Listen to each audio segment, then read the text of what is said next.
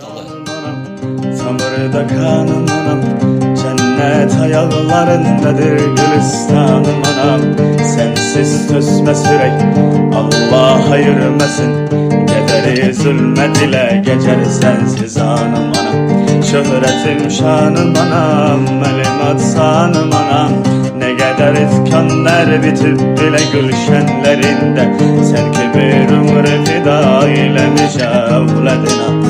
Ne kadar azap gizlenip saçının denleri. Mama Music multimedya portalı. Canım anam, tanrıda kanım anam, cennet ayaklarındadır gülistanım anam.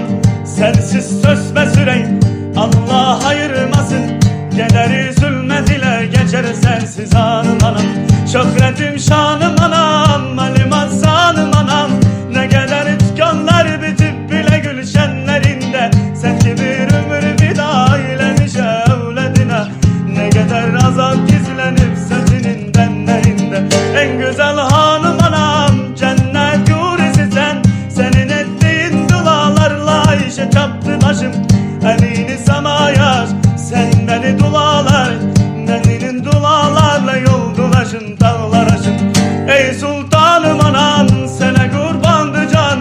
Attığın adımları altına toprağa kolarım. Eğer kocalsan da ölümüne hazır değilim. Bir gün ölsen eğer, bir gün ölsen eğer, ben nice kurban olarak.